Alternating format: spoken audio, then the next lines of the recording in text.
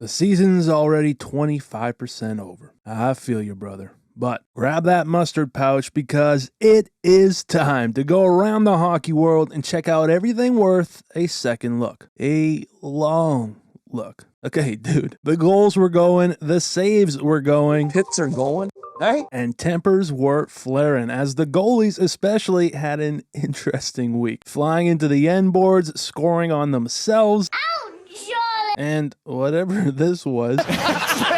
We got some great sound bites. Some GPS. This guy first NHL talk tonight. Fans cheer that. What'd that say about the team? I think that's great. And so much more. So let's get to it. Who doesn't love a little Brad Marchand?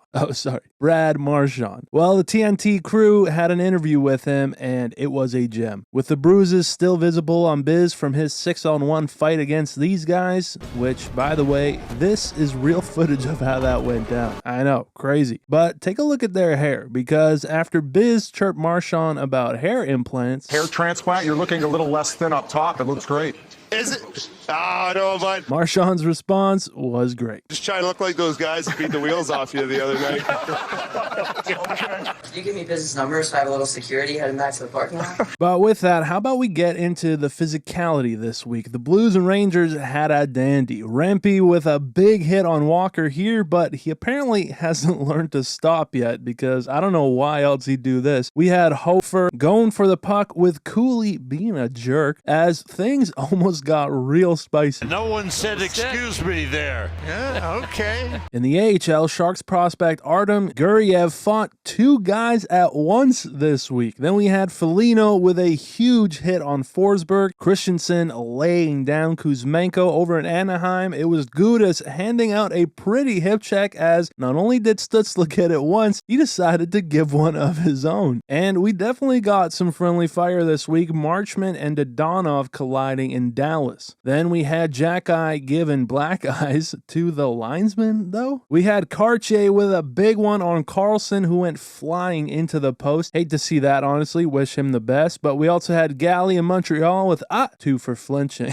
You hate to see this as well, as Sergachev, what a beast, would go on to win it in overtime. In Jersey, Lazon with the takedown, but he sure, screw you, dude, as the sticks were a theme this week. We had Bunting and McCarr ripping out twigs. Carlson hit himself with his stick.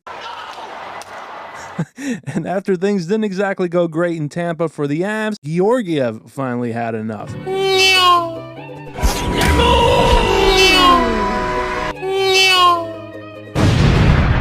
And lastly, we had Wood catch Bednar with his wood.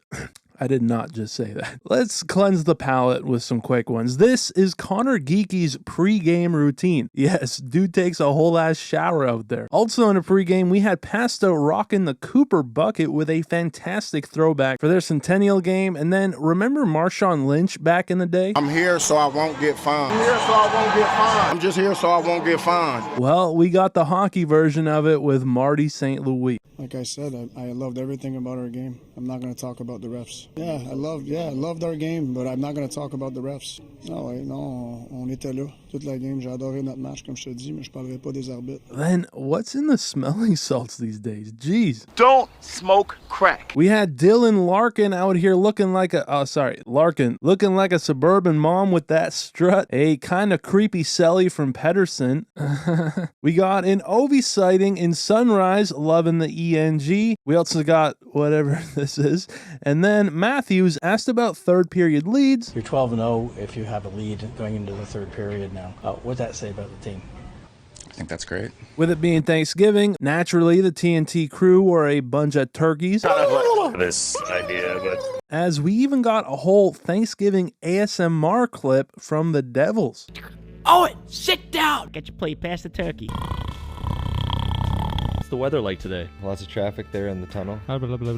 And lastly, we've seen some interesting faces from Celebrini, but after taking a shot to the face, he was leaking and puffed up pretty good. I mean, the poor guy was out here looking like a bee-stung dog, but he was also out there scoring goals with an absolute snipe as he had, once again, a strong week. This is real footage of Macklin and Smith out there. The kids are gonna be all right. And Zetterlund wasn't just out there photobombing, he was out there scoring goals himself as he banked one off Anderson and in. In New Jersey, it was Forsberg from a ridiculous angle. This puck had eyes the entire way. Over in Chicago, it was Bedard who sniped one, his first in 12, and it was a beauty as he finally gets the monkey off his back. And when this is how the Rangers season has been at times, The Rangers need some GPS, Joe, to find out how to get to the offensive zone. Cooley apparently looked up back a net in the GPS because going hard to the net, he absolutely arrived at his location. Hey, there's no room here!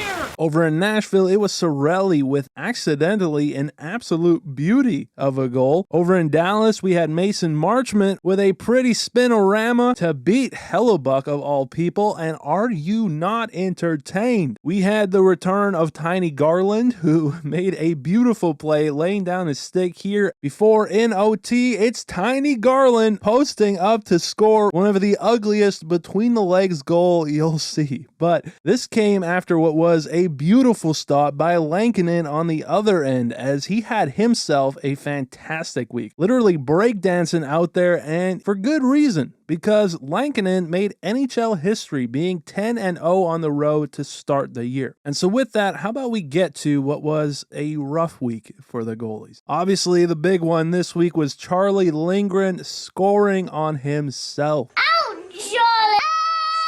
A tough break as he put it dead center in his own net. Plus side, he's chasing down Ovi. Hell of a job sticking with it. This guy first NHL tuck tonight. Way to stick with it. That's a tough situation. What was insane about this is that it went off Braden Point, who already had 2 goals in this game. So this was actually a hat-trick goal. Even crazier, it was nearly a goalie goal as Vasi touched it here. If the puck doesn't touch Point here, this goal is credited as a goalie goal. Wild. But either way, it was a rough 24 hours for Charlie, who took a tumble on the bench in the very next game. Then we had Joey Daccord being straight up bullied by Sharky, and the Kraken were bullied by the Sharks alright, losing back-to-back this week. The second of which, it was Daccord who took a tumble behind his net, tripping over himself. Oof, that's gotta hurt. In Buffalo, it was friendly fire. Tuck messing with UPL, got his glove stuck in his mask. Rude. In Vegas, it was Samsonov as guys, stay in your net. He passes it right to Kerfoot, who shoots it, and so close to saving it as it goes up and over anyway. It's no wonder why the goalies were feisty, as in Columbus, it was Elvis Merzļikins down, takes a shot from Uyghur, and he was hot. Goes after him, throwing haymakers as the linesman had to hold a man back. Over in New York, it was Quick who was quick to let him fly, as the fans actually cheered on the penalty. Quick, 2 minutes for roughing. Quick got it. Fans cheer that. But we've got to give the goalies some love too, because boy did we see some pretty saves. Alexandar Georgiev with grand larceny against Anderson, as Binner in St. Louis said, hold my blocker, whatever you can do, I can do better. My God. We had Mrazek flashing that leather in Chicago, and on the other end, it was Elvis with a phenomenal toe save, just gets it, and then after the whistle, this man is so unserious.